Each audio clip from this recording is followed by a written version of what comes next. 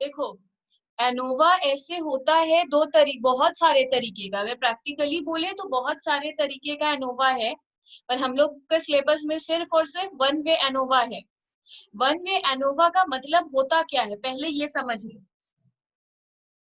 देखो, एनोवा का full form सबको पता है, एनालिसिस ऑफ वेरिएंस।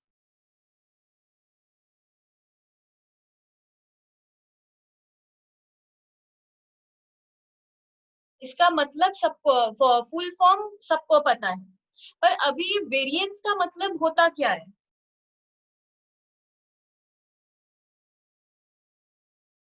वेरिएंस का मतलब होता है डिफरेंस। अब ये डिफरेंस का यहाँ पे क्या मतलब, किस चीज का डिफरेंस को एनालिसिस करना है? देखो, हम लोग एक चीज जानते हैं, मीन। मीन का मतलब होता है ऐसे एवरेज, ठीक है? तो एक्चुअली इसमें होता क्या है, जैसे सोचो कि हम लोग जैसे इसमें बात हो रहा है पॉपुलेशन मीन का। दो चीज का मीन होता है, एक पॉपुलेशन मीन, एक सैंपल मीन। एक होता है पॉपुलेशन मीन, एक होता है सैंपल मीन। मीन का मतलब तो सबको पता है, जितना चीज अवेलेबल है सबको प्लस कर दो। मतलब अगर एक क्लास में 50 बच्चे हैं तो हम लोग का पॉपुलेशन क्या है, 50। अगर हम लोग को 50 बच्चे का मैथ्स का मार्क्स का एवरेज निकालना है, मीन निकालना है, तो क्या करना होगा? अगर कोई बोलेगा पॉपुलेशन मीन निकालो मैथ्स के मार्क्स का, तो हम लोग क्या करेंगे? हर एक बच्चे के मैथ्स का मार्क्स पूछेंगे, मतलब 50 बच्चों के मैथ्स का मार्क्स पूछेंगे। किसी का आएगा 50 में 40, 38, 30, 20, 50, 50, ऐसा करके डिफरेंट मार्क्स रहेगा। हम लोग सारा 50 मार्क्स को प्लस करेंगे, डिवाइडेड बाय 50 करेंगे, हम लोग आ जाएगा पॉपुलेशन मीन। पर सोचो ये, अब इससे पता चल जाएगा कि पॉपुलेशन मीन करके कितना आ गया, से हम लोग का पॉपुलेशन मीन आ गया 40। अच्छा, ये कौन सा सिंबल है? ये हम सब जानते हैं, इसे कहते हैं मीन। एक्स बार को कहते हैं मीन। पर एक्स बार होता है सैंपल का, जब मीन निकालते हैं तब एक्स बार कहते हैं। जब पूरे पॉपुलेशन का मीन निकालते हैं तो उसको म्यू कहते हैं, तब उसको म्यू कहते हैं। तो हम लोग जब पूरे 50 बच्चों के मैथ्स के मार्क्स को प्लस करेंगे, डिवाइडेड बाय 50 करेंगे, तो मीन आ गया है 40। पर सोचो, इतना हम लोग के पास टाइम नहीं है। हम लोग को सिर्फ क्लास में 5 बच्चों का ही मैथ्स का मार्क्स रैंडमली पूछकर एवरेज निकालना है। तो हम लोग उस 50 बच्चों में से सिर्फ किसी 5 बच्चों का मार्क्स पूछ रहे हैं रैंडमली। ये हमेशा रैंडम होना चाहिए। तो रैंडमली हम लोगों ने 5 बच्चों को खड़ा किया और पांचों बच्चों के मैथ्स का मार्क्स पूछ रहे हैं। वैसे करके आया 42। 5 बच्चों का मैथ्स का मार्क्स लिए 38, 40, 42, 44, 46। ये पांचों के मैथ्स का मार्क्स था। इनको हम लोग प्लस किए, डिवाइडेड बाय 5 किए, आ गया 42। अब ये है पॉपुलेशन से निकाला हुआ मीन, ये है सैंपल से निकाला हुआ मीन। तो इस चैप्टर को कौन कवर करता है? इस चैप्टर को कवर करता है, देखो, we have been comparing two populations। यहाँ पे हम लोग दो पॉपुलेशन को कवर करते हैं। एनोवा कभी भी मीन से नहीं होता, मतलब सैंपल मीन से नहीं होता। एनोवा का टॉपिक हमेशा पॉपुलेशन मीन होता है।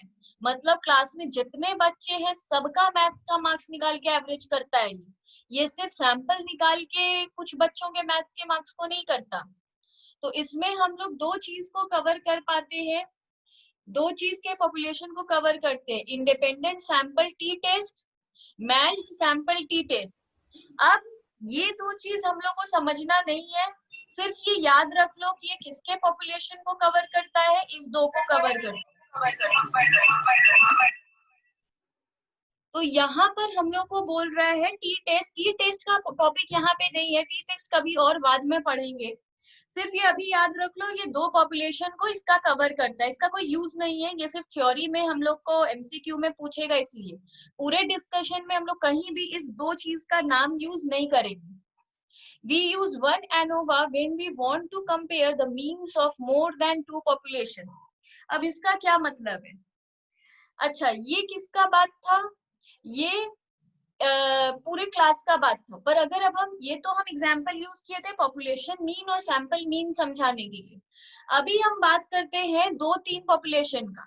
जैसे डे 1 में क्या हुआ, हम लोग को जानना है कि कोलकाता में कितने स्मोकर रहते हैं, कितने नॉन स्मोकर रहते हैं, इसका मेरे को एवरेज चाहिए।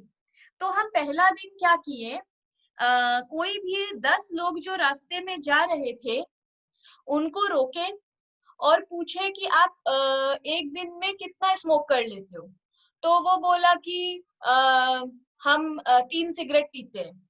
तो एक जन आंसर दिया 3, एक जन आंसर दिया से 2, एक जन दिया 1, एक जन 4, एक जन बोला वो पीता ही नहीं है, एक जन बोला कि 1, एक जन बोला 2। ऐसा करके वो बहुत सारा, हम लोग 10 लोग से पूछे कौन कितना सिगरेट पीता है। तो इस तरीके से हम लोग का बहुत कुछ आ गया। तो 1 2 3 4 5 6 7 8 9 10, इस तरह 10 लोगों ने बोला वो लोग इतना सिगरेट पीते हैं। हम बोले इसका पॉपुलेशन मीन निकालो, तो तुम लोग इसको प्लस करोगे, डिवाइडेड बाय 10 करोगे, तो कितना आ जाएगा? इस तरह हम लोगों का ये आ गया। ठीक है, अब हम लोग डे 2 में फिर से ऐसा किए, कोई भी 10 लोग को उठाए और उन लोग से पूछे कि तुम लोग कितना पीते हो। तो वो लोग जब आंसर दिए और हम लोग म्यू निकाले तो आया 1.6। और जब डे 3 में पूछे कि तुम लोग कितना स्मोक करते हो, तो वो लोग बोला 1.5, मतलब म्यू जब निकाले तो आया 1.5। तो हम लोग का ये क्लियर है कि हम लोगों का दो डिफरेंट, इसमें 3 ले लिए हैं। अगर बात करें सिर्फ 2 पॉपुलेशन का, तो ये पहला पॉपुलेशन है और ये दूसरा पॉपुलेशन है। एक का आया है 1.7, एक से आया है 1.6। तो हम लोग का 2 पॉपुलेशन से 2 डिफरेंट पॉपुलेशन मीन आया। 2 पॉपुलेशन क्यों? इसमें जो लोग थे वो इसमें नहीं थे, दो जो इसमें 10 लोग थे वो 10 लोग इसमें नहीं थे, इसमें कोई और 10 अलग लोग थे। तो इस तरह हम लोग का 2 अलग पॉपुलेशन मीन आया। तो अब अगर नोट्स में बैक आए तो इसमें क्या बोल रहा है, we use one way ANOVA when we want to compare the means of more than 2 population। ये हम लोग कहाँ यूज करते हैं? जहां हम लोग को 2 पॉपुलेशन से भी ज्यादा पॉपुलेशन के मीन को कंपेयर करना होता है। 2 पॉपुलेशन से भी ज्यादा मतलब तीसरा 3, कम से कम 3 होगा। 2 पॉपुलेशन से भी ज्यादा जहां पे पॉपुलेशन होता है वहां हम लोग एनोवा यूज करते हैं। मतलब यहाँ टोटल 3 पॉपुलेशन है, मिनिमम 3 तो लेना ही होगा। We use one-way ANOVA when we wish to compare population each containing several level और subgroups। इसका मतलब हम आगे दूसरा एग्जाम्पल में समझा रहे हैं, अभी जो एग्जाम्पल लिए उसमें ये नहीं होगा। ANOVA means analysis of variance। Suppose we want to compare 3 population means। सोचो हम लोग को 3 population means को compare करना है, to see if a difference exists somewhere among them। हम लोग को जानना है कि क्या उन लोग में कोई डिफरेंस है। जैसे कि अगर मीन का बात नहीं करें, सिंपल लैंग्वेज में बात करें, तो सोचो जो फर्स्ट आया उसका आया है 80, जो सेकंड आया उसका आया है 78 और जो थर्ड आया है उसका आया है 60। जो फर्स्ट आया उसका आया 80, जो सेकंड आया 78 और जो थर्ड आया वो 63। सोचो मीन नहीं हो, हम एक नॉर्मल लैंग्वेज में बोल रहे हैं। तो जो फर्स्ट आया और जो सेकंड आया उन लोग का कुछ खास डिफरेंस नहीं है। अगर कंपेयर करें तो कोई खास डिफरेंस नहीं है, ये सिर्फ 2 मार्क्स की वजह से फर्स्ट आने से रह गया। पर जो थर्ड आया उसका सेकंड से बहुत डिफरेंस है। तो अगर यहाँ पे हम लोग कंपेयर करें कि फर्स्ट और सेकंड का कोई डिफरेंस है या नहीं, तो हो सकता है अगर इसको कंप्यूटर कैलकुलेट करे तो बोल भी दे कोई डिफरेंस नहीं है फर्स्ट में और सेकंड में। पर सेकंड और थर्ड में डिफरेंस है, फर्स्ट में और थर्ड में डिफरेंस है। तो इसको कहते हैं पॉपुलेशन मीन का डिफरेंस निकालना। तो क्या इन तीनों के बीच में कोई डिफरेंस है, या ऑलमोस्ट एक ही मान ले कि कोई डिफरेंस नहीं है। तो 3 हम लोग का म्यू आया, सोचो 3 मीन निकला, जैसे हम लोग के कॉपी में भी 3 मीन मैंने निकाला है। तो क्वेश्चन क्या है, 3 क्वेश्चन हो सकता है, खुद से हम लोग 3 सवाल पूछ सकते हैं। पहला, do all 3 of these means comes from a common population, मतलब क्या तीनों में ही कोई डिफरेंस नहीं है, तीनों ही सेम है, पहला क्वेश्चन। दूसरा question, is one mean so far away from other two that it is likely not from same population, दो बहुत ही अलग है एक से, मतलब एक और बाकी दो बहुत अलग है। तीसरा question, all are three so far apart that they are likely come from unique population, क्या तीनों ही अलग है। तो पहला है तीनों ही बिल्कुल सेम है, कोई डिफरेंस नहीं है हम लोग के कंक्लूजन में, आंसर में। तीसरे में बोल रहा है तीनों ही पूरी एक दूसरे से डिफरेंट है। बीच में बोल रहा है क्या एक और बाकी दो टोटली अलग है। तो one way ANOVA is called single factor, इसको सिंगल फैक्टर भी कहते हैं। अब हम एक एग्जांपल लेके क्लियरली समझा रहे हैं। एक यूनिवर्सिटी में बहुत स्टूडेंट्स होंगे, मतलब बहुत ज्यादा स्टूडेंट्स होंगे, उसमें से हम लोग रैंडम सिलेक्शन की, अच्छा तुम लोग बोलोगे कि मैम आप तो पॉपुलेशन मीन का बात कर रहे हो, पर आप तो सैंपल मीन निकाल रहे हो, यूनिवर्सिटी के सारे स्टूडेंट्स को लेकर तो आप कर ही नहीं रहे हो। तो हम ये बात हम लोग को टेस्टिंग ऑफ हाइपोथेसिस चैप्टर में पढ़ा देता है कि it is not possible to take all the population for finding mean, ये पॉसिबल नहीं है यूनिवर्सिटी के हम हर एक स्टूडेंट को ले लें, और फिर आज क्या कैलकाटा यूनिवर्सिटी का हर एक स्टूडेंट को लेके काम करना पॉसिबल है। अगर हम जानना चाहते हैं कि कैलकाटा यूनिवर्सिटी के स्टूडेंट्स का मैथ्स का मार्क्स कितना है, तो क्या कैलकाटा यूनिवर्सिटी के हर स्टूडेंट को हम लेकर आके मैथ्स का मार्क्स निकाल के मीन निकाल सकते हैं, ये पॉसिबल नहीं है। तो हम लोग क्या करते हैं, सैंपल से ही सैंपल मीन ही निकालते हैं, पर वो रिप्रेजेंट कर देता है पूरा पॉपुलेशन को। जैसे कि आज तुम लोग राइस कुक करते हो और जानना होता है कि राइस कुक हुआ है या नहीं, तो तुम लोग क्या हर एक चावल को मैश करके देखते हो, नहीं, उसमें से रैंडमली 2 चावल निकालते हो और उसको दबाकर देखते हो, अगर वो कुक हो चुका है तो कंक्लूड क्या कर देते हो कि सारा चावल पक गया है, मतलब सारा चावल ही कुक हो गया है, ऐसा कंक्लूजन दे देते हो सिर्फ 2 को चेक करके। तो बेसिकली सैंपल चेकिंग करने के बाद भी बोल देते हो कि पूरा पॉपुलेशन ही वैसा है। तो इसी तरह हम लोग करेंगे सैंपल ही, पर कंक्लूड करेंगे पूरे पॉपुलेशन को और बोलेंगे पूरा पॉपुलेशन वैसा है। तो इसलिए 21 स्टूडेंट एक यूनिवर्सिटी से हम लोग पिक किए, फर्स्ट ईयर के 7 स्टूडेंट, सेकेंड ईयर के 7 स्टूडेंट, थर्ड ईयर के 7 स्टूडेंट हम लोग रैंडमली सेलेक्ट किए हैं। The students were given a study skill assessment having a maximum score of 100. हम लोग वो लोग का स्किल चेक कर रहे हैं कि क्या ईयर चेंज होने से स्टूडेंट्स के स्किल में चेंजेस होता है, मतलब क्या हम लोग का ब्रेन डेवलपमेंट बस एक ईयर ऊपर चले जाने से हो जाता है या नहीं, ये हम लोग 100 पे मार्क्स देंगे।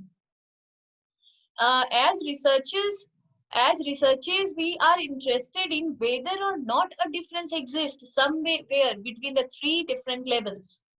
तो हम लोग जानना चाहते हैं कि क्या कोई डिफरेंस होता है फर्स्ट ईयर के स्टूडेंट्स का स्किल में और सेकेंड ईयर का स्टूडेंट का स्किल में, क्या कोई फर्क पड़ता है।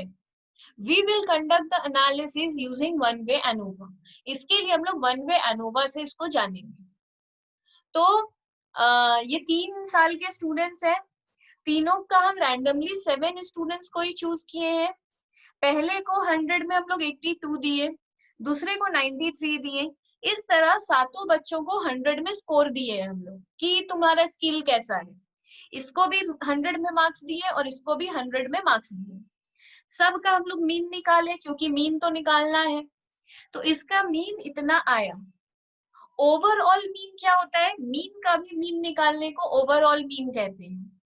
तो इसका मीन कैसे निकला? इन 7 को प्लस किए डिवाइडेड बाई 7, इन 7 को प्लस किए डिवाइडेड बाई 7, इस 7 को भी प्लस किए डिवाइडेड बाई 7, तो मेरा ये आ गया।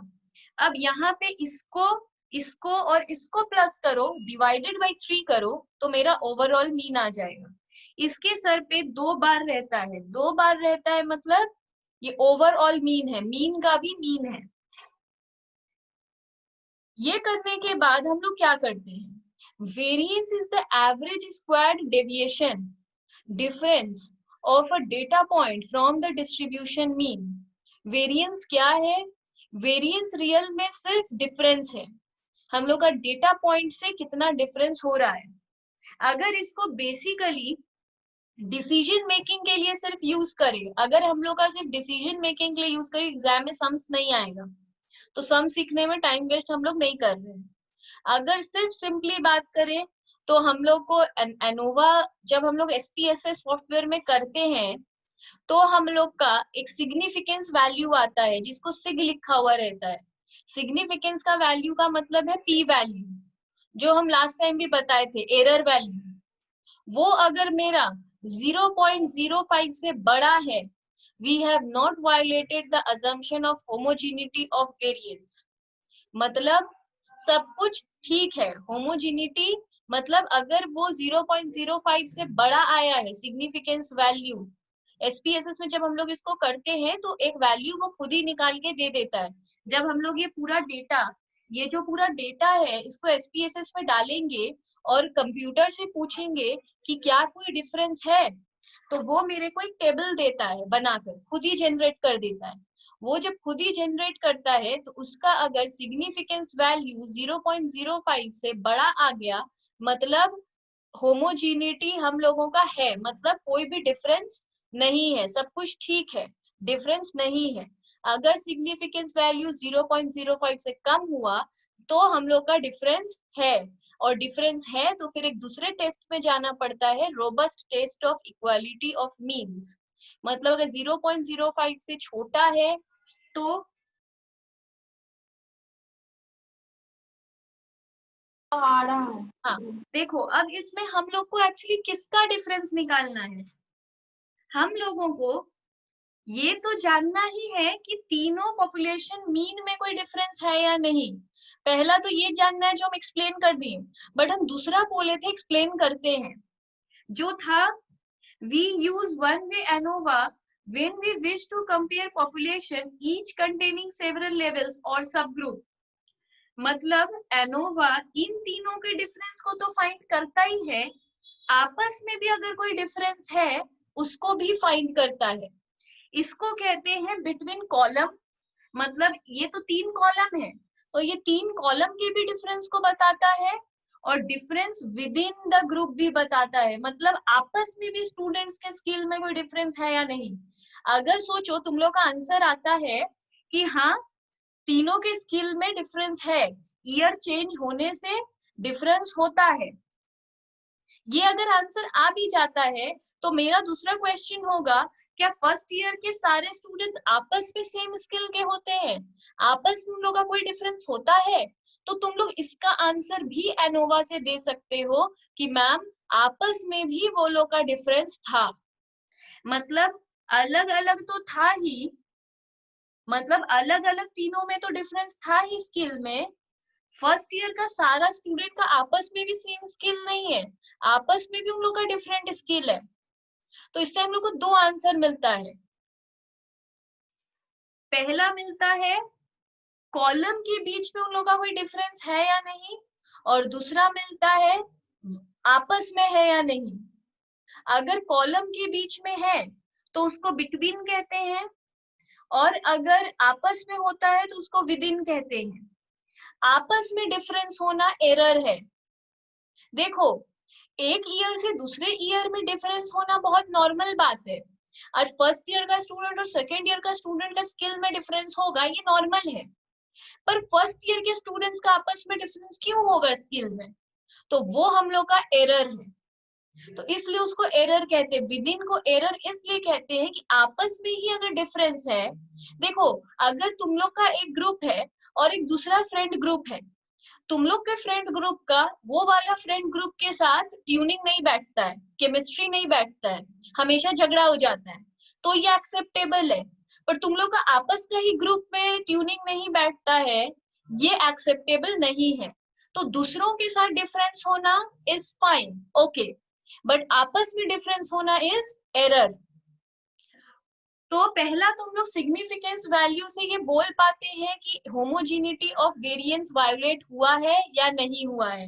अगर क्वेश्चन पूछता है कि एनोवा कैसे बता सकता है कि होमोजीनिटी ऑफ वेरिएंस वाला जो अजम्पशन है, अजम्पशन क्यों, हम लोग ये अज्यूम करते हैं एनोवा करने के पहले कि देयर इज नो डिफरेंस।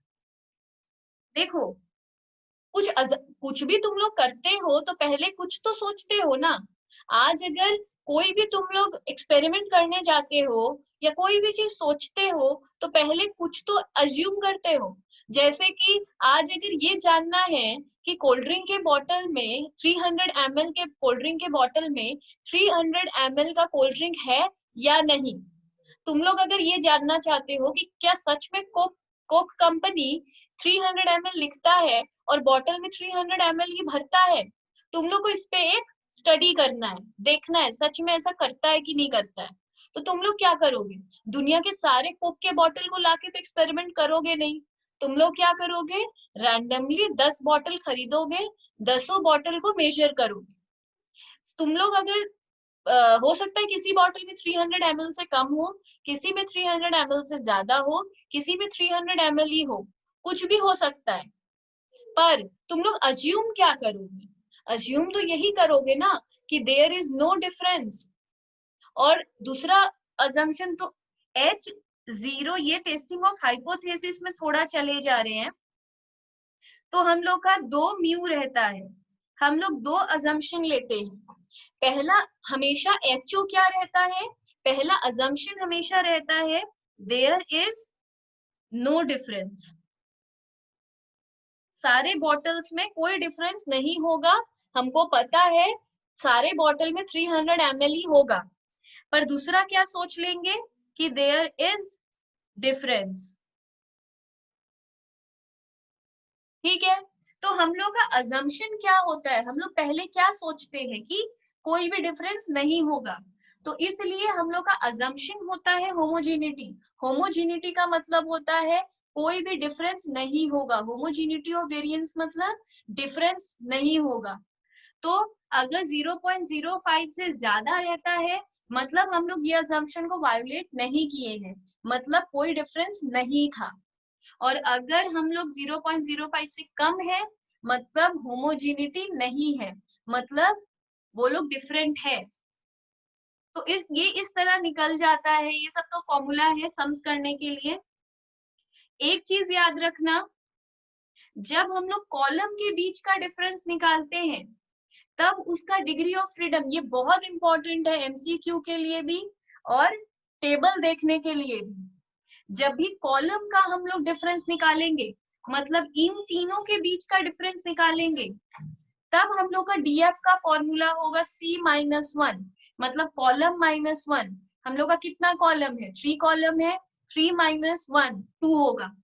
पर जब भी एरर का निकालेंगे मतलब इन लोग के बीच का डिफरेंस निकालेंगे, तब डीएफ का फॉर्मूला हो जाएगा N-1। N मतलब हम लोग का टोटल कितना स्टूडेंट था, 21, 21 माइनस कॉलम 3 मतलब 21 - 3 18।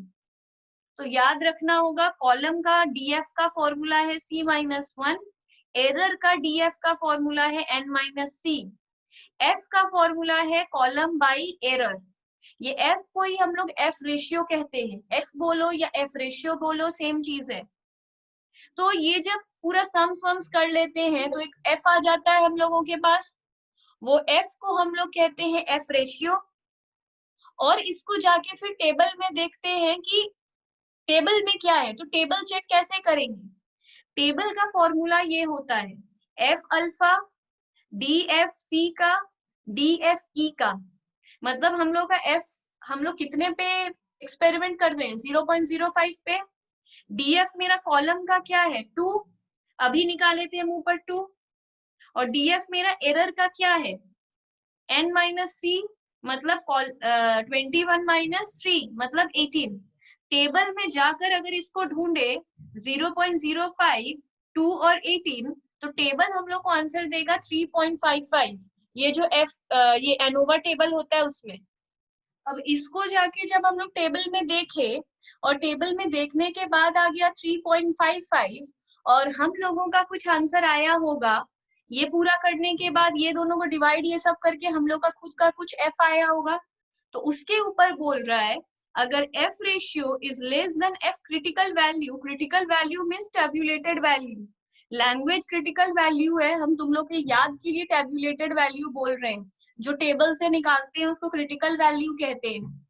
तो हम लोग का अगर खुद का निकाला हुआ वैल्यू टेबल वाला वैल्यू से छोटा आया तो वी एक्सेप्ट एचओ, मतलब हम लोग बोल देंगे देयर इज नो डिफरेंस। तो we conclude that there is no significant difference in mean test score by year of student, मतलब ईयर चेंज होने पे स्किल में कोई डिफरेंस नहीं होता है, ये हम लोग कंक्लूड कर देंगे।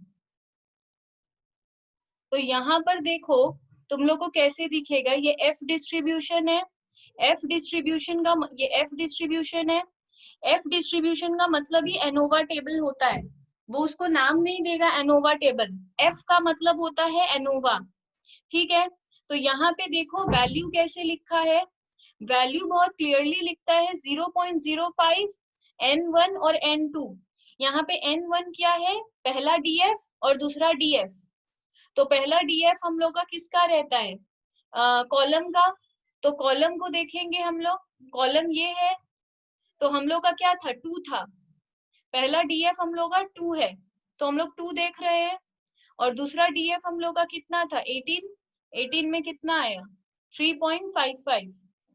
तो इस तरह हम लोग ये देखते हैं कि 0.05 है, पहला डीएफ 2 था तो दूसरा कॉलम देख रहे हैं, और दूसरा वाला डीएफ 18 था तो 18 वाला हम लोग सामने देख रहे हैं।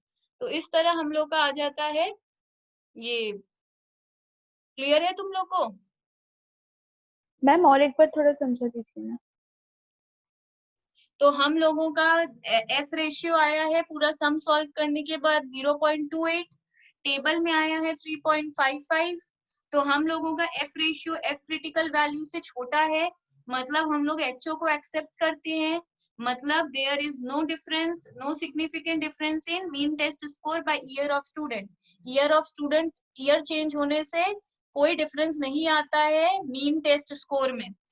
or when significance value is less than or equal to 0.05, then there is difference between mean. It does not tell us which group is different from which group. मतलब ये हम लोगों का सिग्निफिकेंस वैल्यू अगर 0.05 से छोटा या इक्वल आ जाता है then there is difference between mean। तो डिफरेंस तो मीन में है, पर कौन सा ग्रुप कौन से ग्रुप से डिफरेंट है वो नहीं बताता है। मतलब 3 ग्रुप है, पहला दूसरा तीसरा, वो सिर्फ कंक्लूड ये कर देगा कि डिफरेंस है, पर 1 और 2 में डिफरेंस है कि 2 और 3 में डिफरेंस है कि 1 और 3 में डिफरेंस है, वो ये नहीं बता पाएगा। वो सिर्फ मेरे को क्या बता पाएगा, डिफरेंस है। अगर ये जानना है कि कौन से ग्रुप मतलब 1 और 2 में डिफरेंस है कि 2 और 3 में डिफरेंस है, ये जानने के लिए एनोवा कैपेबल नहीं है। एनोवा ये नहीं बता पाएगा कि किस ग्रुप के बीच में डिफरेंस है, वो सिर्फ आंसर दे पाएगा डिफरेंस होता है। तो ये ओवर हो गया, इसमें और कुछ खास समझाने का नहीं है। देखो इसमें लिखा है ANOVA is a statistical method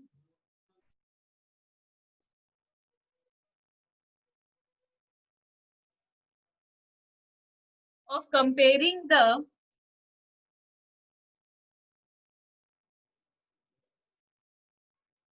several populations।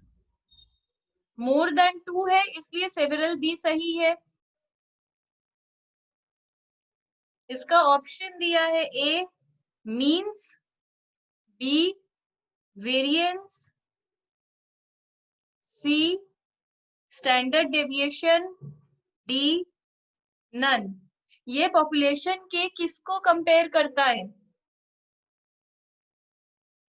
ये पॉपुलेशन का क्या कंपेयर करता है? मैम वेरिएंस होगा बी। मीन। ये पॉपुलेशन मीन को कंपेयर करता है, जो हम तब से बोल रहे हैं कि ये मीन निकालता है और मीन को कंपेयर करता है। वेरिएंस का इस चैप्टर में कोई डिस्कशन ही नहीं है, वेरिएंस हम लोग निकालते ही नहीं, एसडी हम लोग निकालते ही नहीं। इसमें हम लोग सिर्फ मीन्स निकालते हैं और मीन को ही कंपेयर करते हैं। तो इस तरीके से इसमें क्वेश्चन है।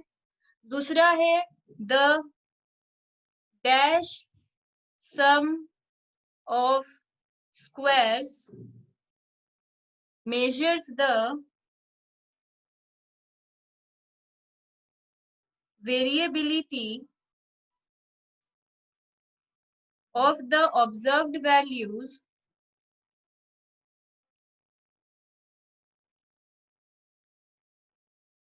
around their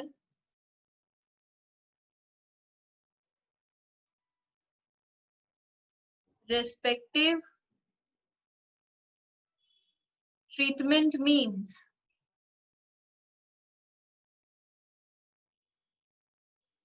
इसमें क्या होगा? बोल रहा है the dash sum of squares, मतलब हम लोग इसमें कितना पढ़े हैं? दो पढ़े हैं। एक सम ऑफ स्क्वायर टोटल, एक सम ऑफ स्क्वायर कॉलम, एक सम ऑफ स्क्वायर एरर। तो टोटल तो कुछ नहीं, सिर्फ कॉलम और एरर का टोटल है। मेन दो चीज क्या पढ़े हैं? कॉलम का सम ऑफ स्क्वायर, एरर का सम ऑफ स्क्वायर।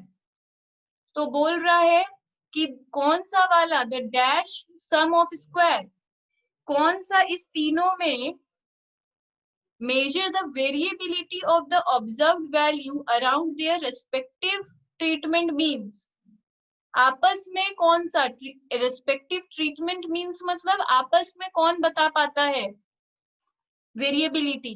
वेरिएबिलिटी मतलब डिफरेंस। आपस में कौन डिफरेंस बता पाता है? ए एरर,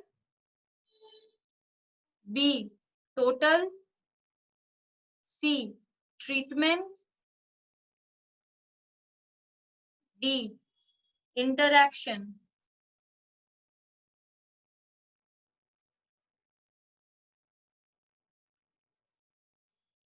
ए होगा ना मैम, एरर। हाँ, ए एरर।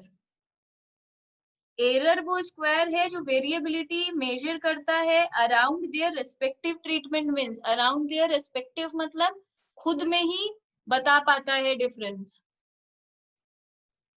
इसमें जो बोल रहा है the dash sum of square measure the variability of sample treatment means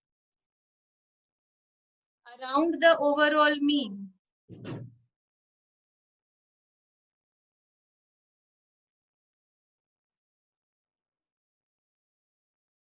treatment B में है एरर, सी में है इंटरैक्शन और डी में है टोटल। तो बोल रहा है कौन सा वाला सम ऑफ स्क्वायर ट्रीटमेंट का मीन्स को करेगा? ट्रीटमेंट का सम ऑफ स्क्वायर ही ट्रीटमेंट को करेगा, इसलिए यहाँ पर हम ट्रीटमेंट को ही राइट आंसर है। 4 में तुम्हारा दिया है if the true means of के पॉपुलेशन, के मतलब जिसको हम एन लिखते हैं, ये लोग के बोल रहा है। तो if the true means of the के population are equal, then MSTR divided by MSE should be। A में है more than 1,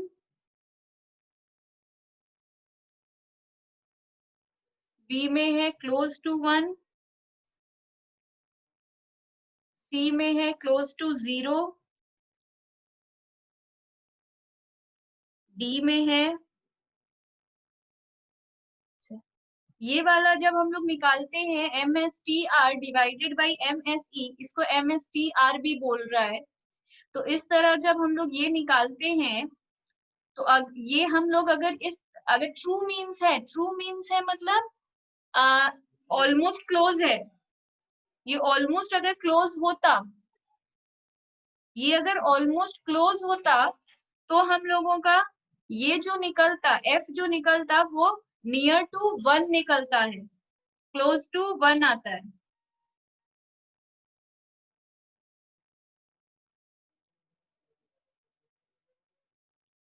फिर 5 में दिया है if the MSE of an Innova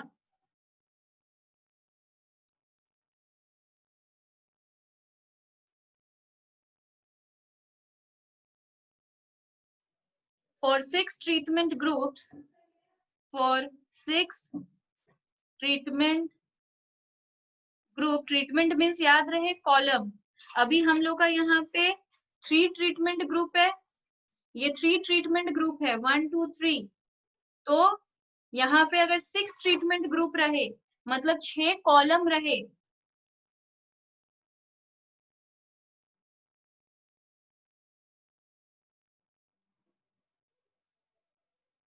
तो हम लोग क्या कंप्यूट करेंगे, DF1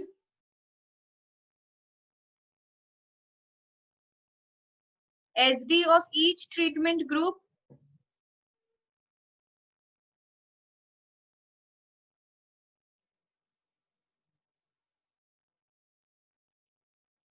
C में दिया है the pooled SD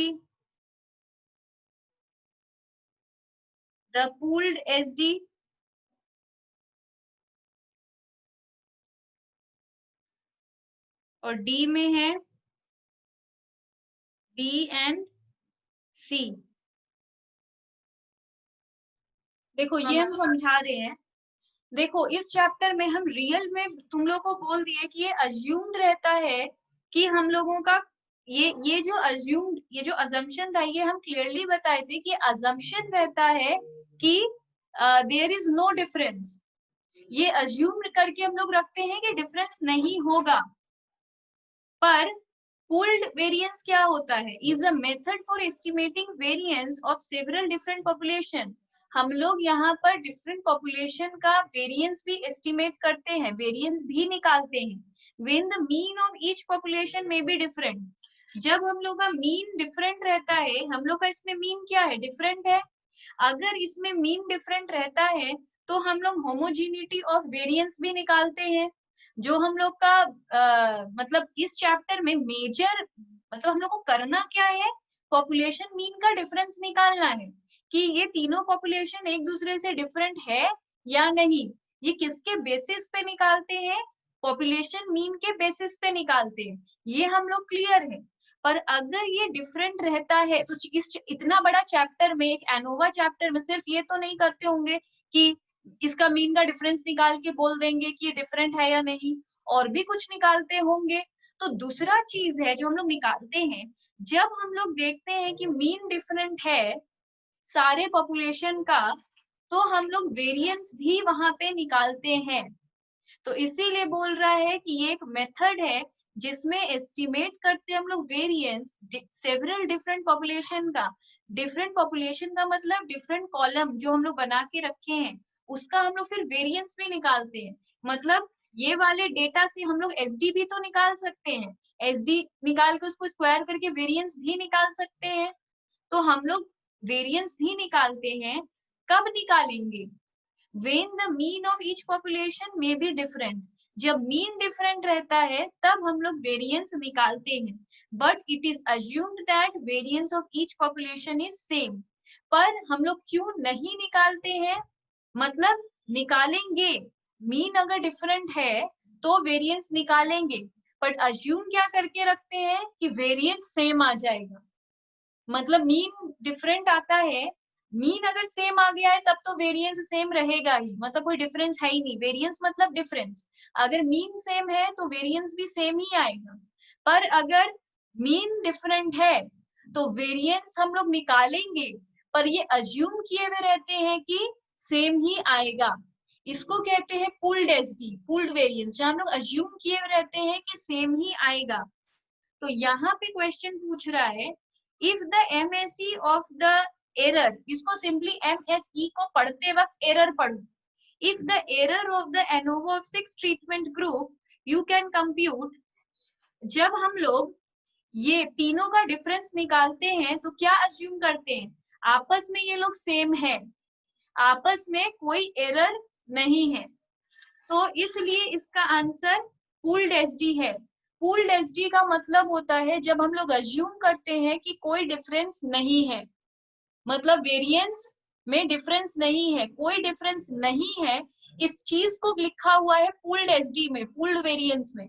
जहां तो एरर का अगर बात आता है तो हम लोग एमएसई में मतलब एरर में क्या बात करते हैं कि विद इन द ग्रुप कोई डिफरेंस नहीं है, क्योंकि यहाँ हम लोग इसका निकाल रहे हैं, मीन किसका निकाल रहे हैं, इसका मीन निकाल रहे हैं, तो हम लोग डिफरेंस निकालना चाहते हैं इन तीनों में कोई डिफरेंस है या नहीं, कॉलम के बीच में कोई डिफरेंस है या नहीं, पर आपस में कोई डिफरेंस है या नहीं, ये हम लोग अज्यूम किए हुए रहते हैं कि there is no difference within the group. To determine whether the test statistic of ANOVA, test statistic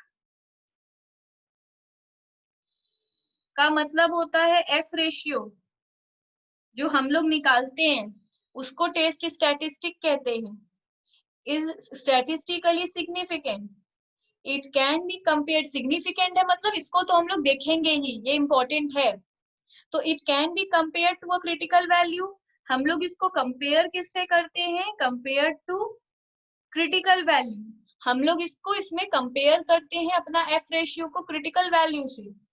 What two pieces of information are needed to determine critical value?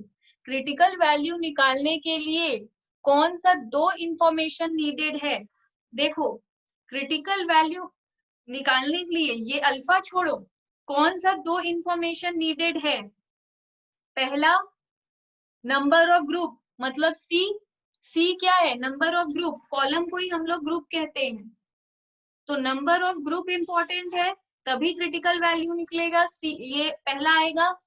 दूसरा बोल रहा है सैंपल साइज, सैंपल साइज मतलब था ना हम लोग का 21 माइनस सी, ये तो फॉर्मूला है, इसको कह रहे हैं सैंपल साइज, तो हम लोग के लिए दो चीज इंपॉर्टेंट है, पहला नंबर ऑफ ग्रुप जानना, नंबर ऑफ ग्रुप जानेंगे तभी तो C-1 करेंगे, और टोटल नंबर सैंपल साइज जानेंगे तभी तो 21 - 3 करेंगे, और ये दोनों आएगा तभी तो क्रिटिकल वैल्यू हम लोग जानेंगे, तो सैंपल साइज और नंबर ऑफ ग्रुप इंपॉर्टेंट है।